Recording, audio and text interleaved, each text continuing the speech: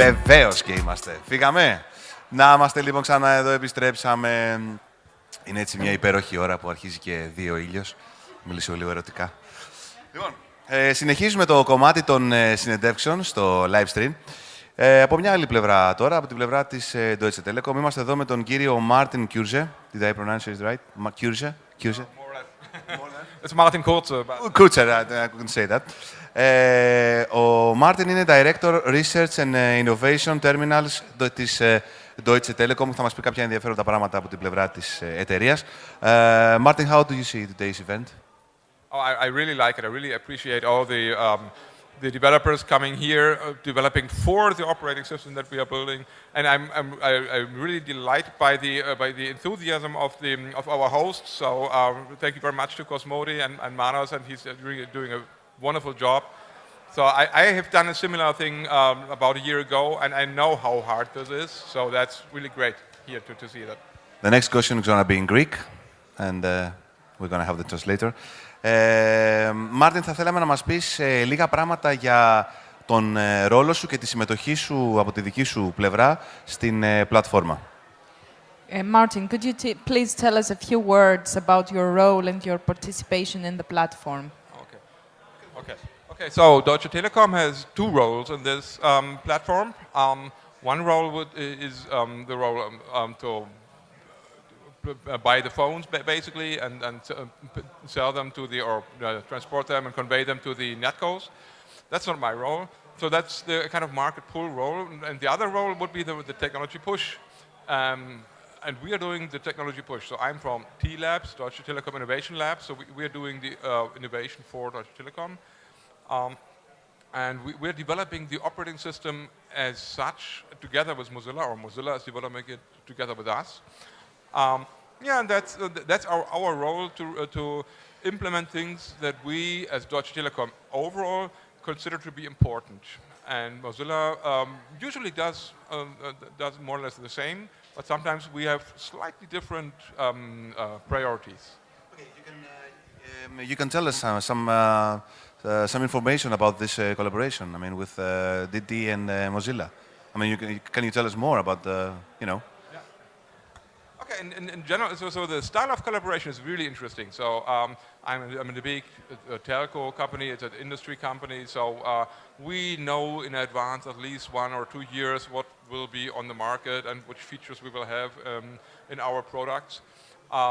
And everything is managed very strictly with the budget and the controller, and so it's like all big companies. And Mozilla is more the open source approach. So and that's I'm by heart I'm a researcher. So that's why I'm in the R&D department. So I really like the way Mozilla works, and I happily accept the challenge of uniting or combining both those cultures. Mozilla's open source, open-minded, I would say extremely agile and sometimes unpredictable style, and Deutsche Telekom's very it's organized, but not so productive way of making software. So it's a great experience for me as a person and for T-Labs as a whole. Μπορείς να μας πεις κάποια πράγματα το πώς αφομοιώνει, θα λέγαμε, η πλατφόρμα Firefox OS τις τεχνολογίες που υπάρχουν ήδη και να μας δώσετε και κάποια παραδείγματα, ας πούμε, πώς γίνεται αυτό. Could you please tell us how does the platform absorb the technologies that already exist, and give us some examples? Okay, good. For example, there's NFC. That's a quite new technology, near-field communication. It's a technology used to combine or connect devices simply by touching them next to each other. And many of the average to high-end devices today have NFC. All the Sony and HTC and other devices, they have NFC. The current Firefox OS devices do not have NFC as a device, and also Firefox OS as the operating system does not support this technology. So if we want to have this operating system, this ecosystem, in Germany on the market, and if we want to use it for our own applications, for payment, for example, NFC is used for payment in many countries, then we have to enable the Firefox OS to run and to support NFC, and that's what we do. You're working on. We are working exactly on that. So we are implementing the NFC stack, beginning at the driver level up to the web API level. So we are doing the whole work on NFC. And Mozilla happily accepts it. So that's the benefit of being an open ecosystem. Could you give us another example?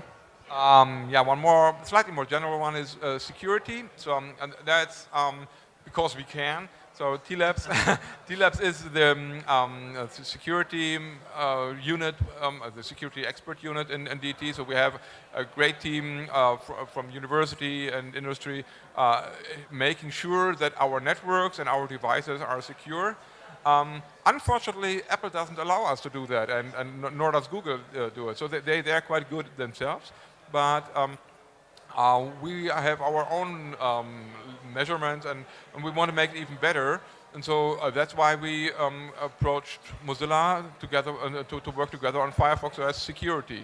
So in the near future, Firefox OS will be more secure and more privacy aware than any other operating system. And that's our goal, and that's also one of the areas we are working on. Not just for Deutsche Telekom, but for the whole ecosystem and the general public.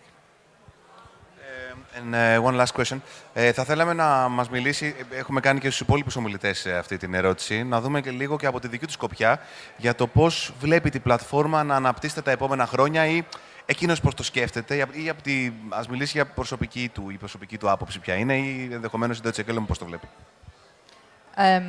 The last question is a question that we have put to all speakers before you.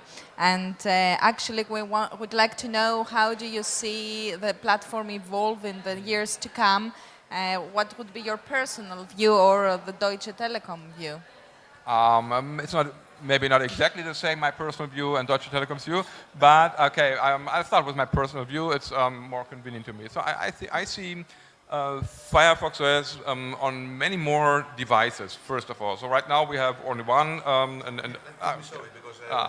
You haven't shown it yet? No? Okay. So we have right now one phone. It's a very cheap phone, and it's a great value for the price. But it's only one phone. I want to see it. The price is... in Germany, it's 90 euros without contract. So it's really an affordable phone for everyone. And that should remain, but I want many more devices. That means more higher value phones. That would be one way. And also other types of devices, tablets, for example. I'm sure there will be tablets next year. And also non-phone or display devices. So there could be Firefox OS in TV sticks, Firefox OS in car appliances. So that could be Firefox OS on many, many other platforms. Yeah. Sorry, I interrupted you earlier. You were talking about your personal opinion. Yeah, that's basically my personal opinion. And a slightly more business-oriented or professional opinion would be that I see a bright future in web technology for small and medium enterprises. So web technology, that means many enterprises don't need a big PC or even a server park somewhere at home, but even the web, they can do everything in the cloud. That's where some of our other research in TLabs is targeting at. And we are supporting Firefox OS because we think that Firefox OS would be the perfect fit for web-based businesses, especially of small and medium enterprises. They can do everything on the web, even using phones on the web, and that's Firefox OS, and that's what I see in the midterm future next year. That's great. Martin, thanks for being here with us. Thanks for visiting Greece today. Θα συνεχίσουμε με επόμενη συνέντευξη. Μην φύγετε, εντός ολίγου.